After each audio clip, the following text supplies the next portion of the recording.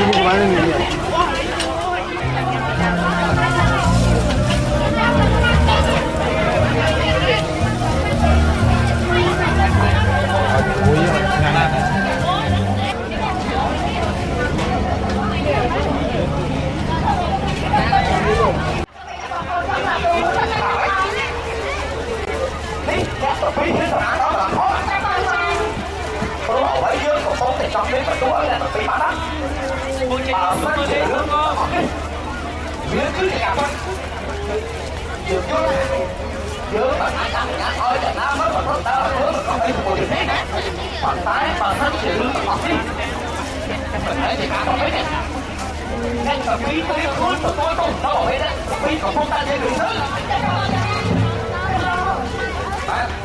Bạn căn cứ cảm ơn đó phải cơ hội chứ mất tiền bán và mất cơ hội với người ta không phải là người ta thế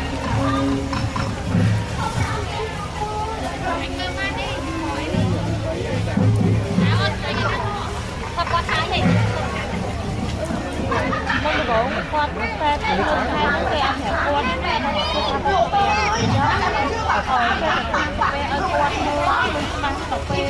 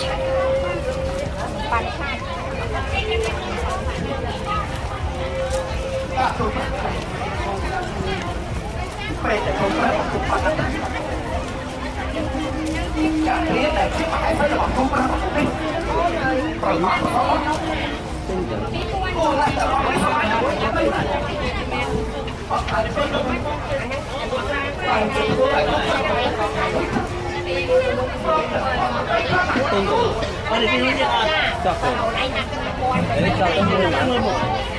có mối nè Có bó.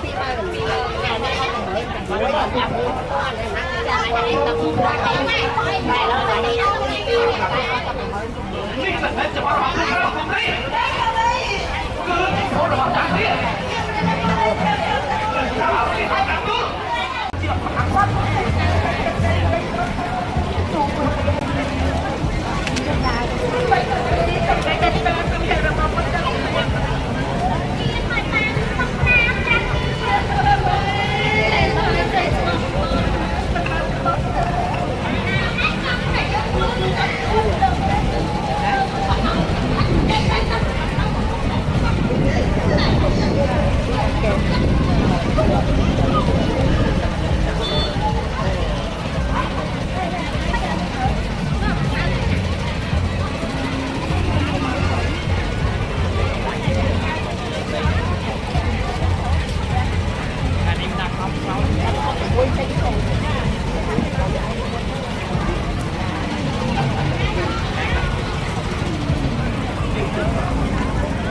Đó.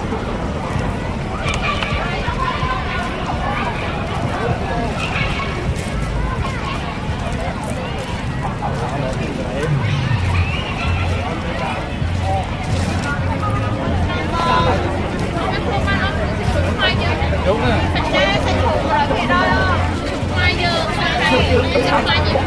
Chú Việt Nam à.